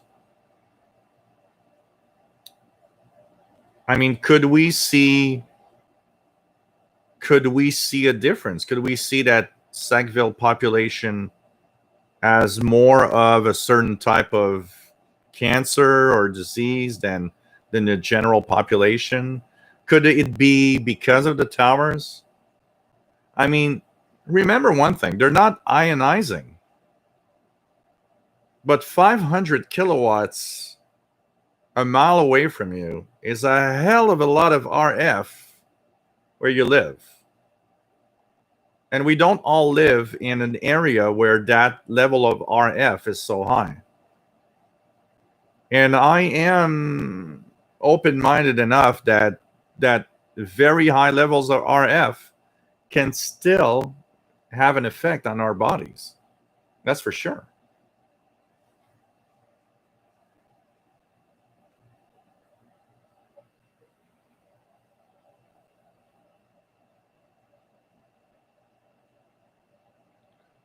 Dejan says, I was once listening with a tube radio on the balcony in which I have not swapped out the capacitors, and what happened? The electrolyte cap blew up.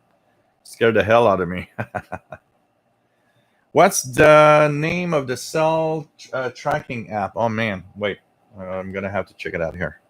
I haven't installed it on this phone. Let me give me a second here. Cell tower. I'll tell you in a second.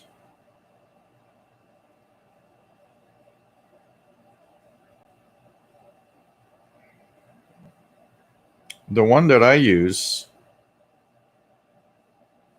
is it this one? Yeah, it is. I think it is. I'm just going to install it and check it out. No, I'm not sure it's that one. Let me check it out here. There's one that I use.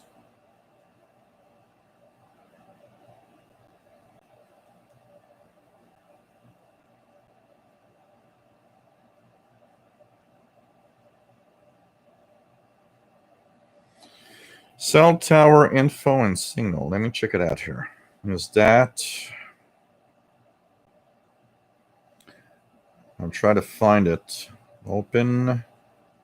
Allow all the time. Allow. Okay. Yeah, I don't want that because that's an ad.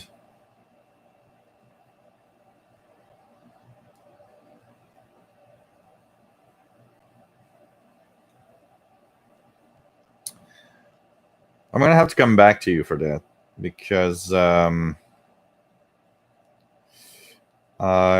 don't see the one that I have. I need to check on my old S9 because it's not on this one. But it brings up a map. It gives you what cell tower you're connected to. It gives you the cell towers that your phone can also connect around you. It gives you the signal level. It gives you all the information.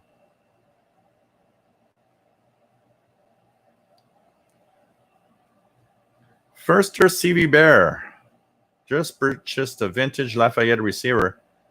Has 2 jacks on the back marked A and E. Could you give me some info?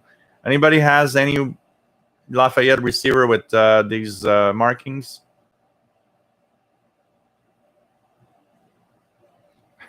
Mongoose, all this talk of RF, I'm hesitant to turn on my heat kit HW101. Yep, plasma TVs do generate a lot of RFI, absolutely. Trond ordered an RSPDX a minute ago. So we'll donate RSP1A to a friend. Cool. Tom DXer, LR836 Antarctic Argentine station in the it is 15476 USB this Saturday, July 18th and July 25th at 17 UTC to 20 UTC. Cool. I have to check it out. Yeah, they've moved to upper side beams, actually. Somebody this week received one of the broadcasts. They said that actually it was 15475 they had moved. So we're going to have to check that out, but it's something worth checking out, especially in upper sideband. How about if I move it a little further away? Maybe the audio crackle is because the volume's too high or something. You guys still hear me? William Moser, do any NDB stations ever shut down for maintenance? Probably. Let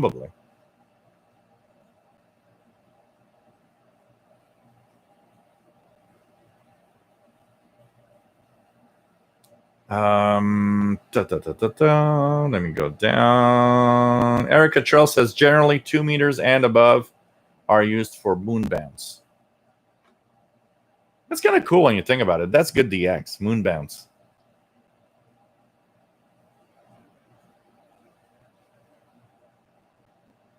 Erica Trell says higher frequencies can be better because of the antenna gain. Huh.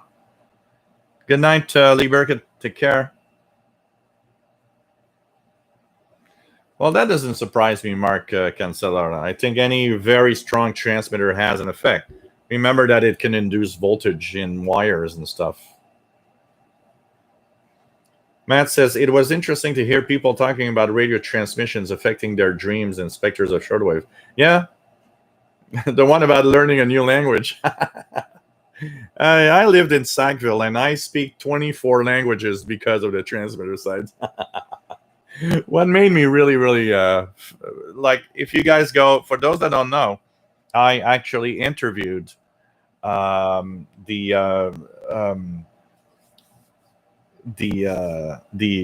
who made the documentary Spectres of Shortwave. Time goes so fast. I think it was like 3 years ago, and the CIDX barbecue Amanda Dawn Christie, which made the excellent Spectres of Shortwave documentary. If you go back to the CIDX barbecue live show I did in, I think it's 2017, I am interviewing her about the documentary and everything. It's really, really a great moment. And it's when, they talk about how people would hear the stations in the sink and everything. Take care, Sheldon Harvey. It was nice to have you on board. And yes, Sunday morning, we recorded this afternoon the International Radio Report for this Sunday. It's sent in to CKUT. So you guys are going to have another nice show to listen to. International Radio Report can be listened to live streaming on ckut.ca. ckut.ca. 14:30 UTC is the time. And it's a 30-minute show about news about radio, local and international radio news. Great show coming up again this weekend. We talk about different things from around the world. And so why not listen to that and join in the International Radio Report Facebook group if you like that, because we post links of the different articles and things we talk about on the show. And there's a lot more to the Facebook group than just the show. Hirofumi Yokoyama, nice to have you here from Japan.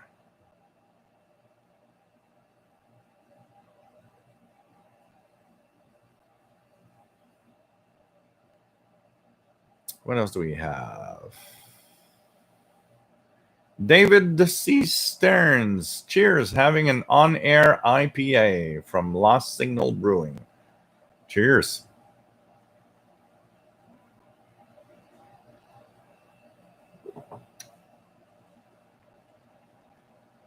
Moria says network cell info app, Catalan cell mapper. So it could be interesting.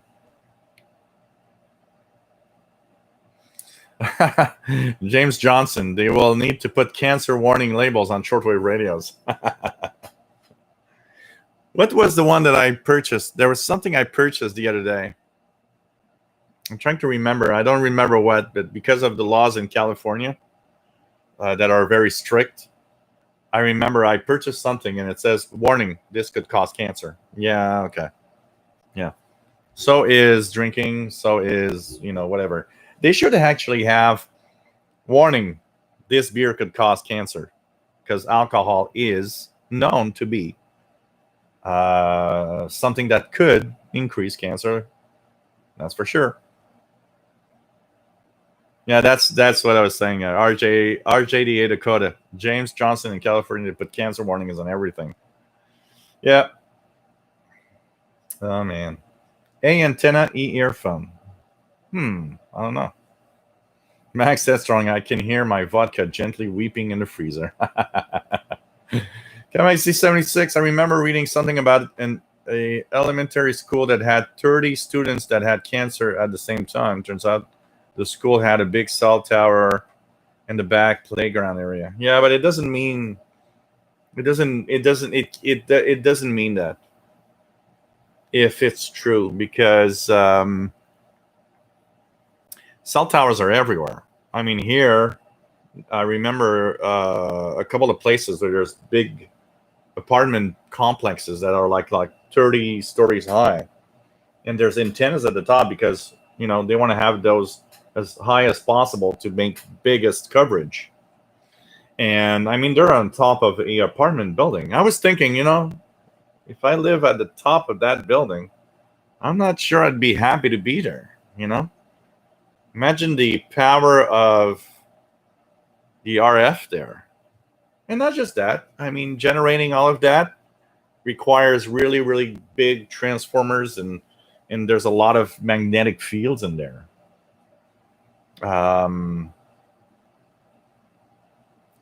There's so much in our environment. It's difficult to pinpoint one thing in particular that causes cancer for everyone.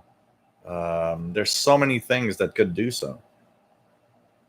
You have to do some very, we would need to pay a group that observes only RF in very controlled circumstances with people to really know. I mean, we haven't seen a rise of cancer because of the cell phone towers at all. There's not a lot of studies, but the studies that are there right now are not showing any increase. So it's a difficult thing. But then again, as a radio guy, I would not like to live, 10 feet from a tower. I would not like to live, 100 feet from the towers on Mont Royal.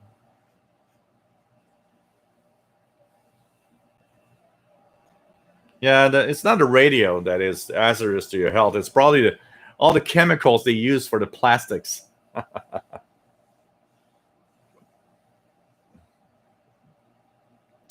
Thomas Olson taught, I remember some shortwave transmitters were used.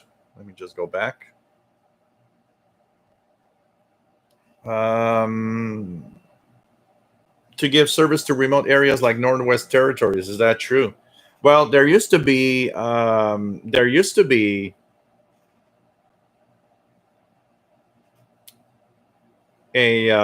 service for Northern Canada from CBC. There was the CBC Northern Quebec service. There was some transmitting of for remote areas in the north. Absolutely, that existed. I remember 9625 was the frequency. Chrissy, glad I saw the documentary at the Winter Shortwave Fest in 2018. Such a great film. Absolutely. There's for somebody that's been listening to shortwave like me for such a long time, there's a sadness in the destruction of the transmitters and the antennas. Seeing that whatever had, whatever was up there and all the transmissions from all over the world, there's I think for somebody who listens to shortwave for a long time, there's a lot of emotions that can actually come out of that documentary from Radio Canada International. It's like the end of an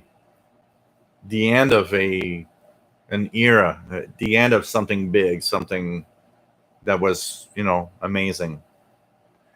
Max Estrong, grilled cheese with extra sharp cheddar and roasted chicken breast sandwich tonight. So can I be there after the show? I'll bring the beer, or I can bring some Canadian vodka. And we can enjoy grilled cheese with extra sharp cheddar, roasted chicken, and a couple of vodka drinks. Talk about radio all night and tune the bands. How about that, Max? You in? The only thing I need is a teleportation machine. But for the rest, if you're in, I'm in. Matt says Canada had 3 shortwave broadcasting stations on 49 meters that relayed local stations to remote stations from Vancouver, Calgary, St. John's. They had more than that. The first and third are gone, I think. Calgary maybe as well. There's more than 3. So there was Vancouver, there was Calgary, there is still Toronto. There used to be Montreal. CFCX was CFCF 600 relay. And there was St. John's. So there was Vancouver, Calgary, Toronto, Montreal, St. John's. 5 of them existed at one point. Okay? CFCX was transmitted just kind of halfway between me and Sheldon, where the transmitter side was. I could hear a very weak ground wave signal, but it was always very weak here when I heard it. So there was 5 different stations broadcasting at the time. Right now, there are 2. I believe Calgary I don't know if they came back on the air, but they are trying to come back on the air on 6030 and CFRX out of Toronto, which is the CFRB transmitter side.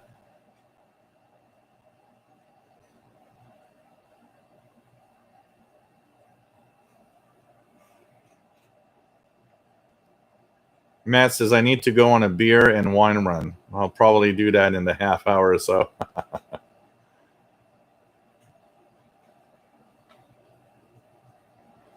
Catalan, interesting how lenses focus light beam, wave, and satellite dishes do the same. Yeah. I like that. Ricardo Silva says, warning, to live actually causes death eventually. Yeah. Yeah, CFRX is still here, 6070. I hear it almost every day. Joe Tyson, a lot of office buildings act as cell phone towers. Absolutely. Absolutely. Hey, Hubert, bonjour, bienvenue. He says, vacationing in a chalet in North Abitibi. Well, I can tell you one thing. Hubert, that place must be amazing for radio with zero noise. Alors, fais beaucoup d'écoute parce que c'est le temps quand tu es loin de la ville, loin de la civilisation. C'est l'endroit pour écouter le plus possible les ondes courtes. OK? Profites-en. Matt, oh yeah, I forgot about CFRX. There was CFCX also in Montreal.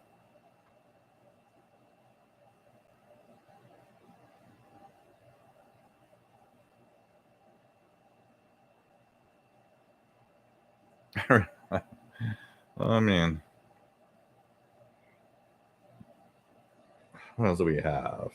Leonard, listening to CFRX Canada from London. Hey, Jim from Rhode Island. Nice to have you here. Max Estrong, always welcome to my QTH show. We'll chill your glass.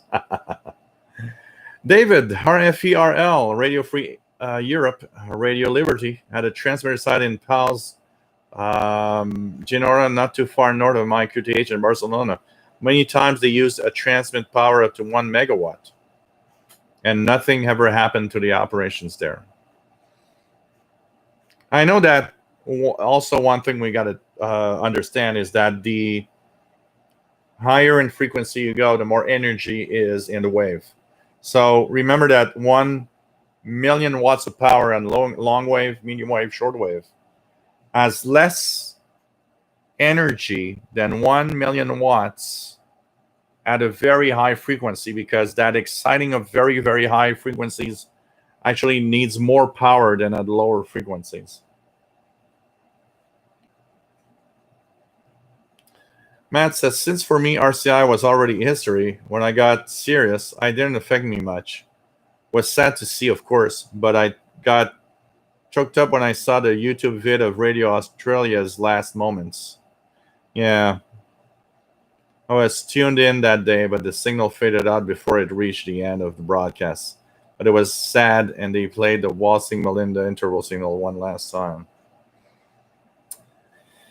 Oh, man.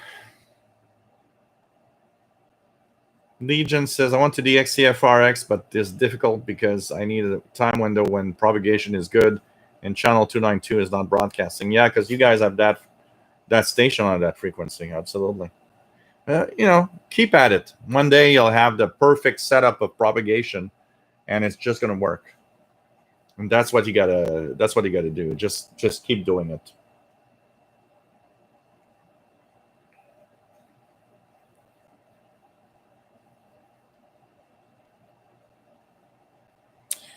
So, hey, guys, I'm going to take it easy for the rest of the night. Hope you enjoyed the show. And I'm going to go and cook myself some hamburgers and take it easy. I'll be on the Facebook group tonight probably for posting whatever I'm listening to. Hope you enjoyed the show. And it's really, really nice to have everybody on board as usual. Thanks for being great fans. We're going to be back next week with 2 more shows on Wednesday and Friday. So I want everybody to take care, stay safe. Love you all. And see you soon. See you soon. Take care, everybody.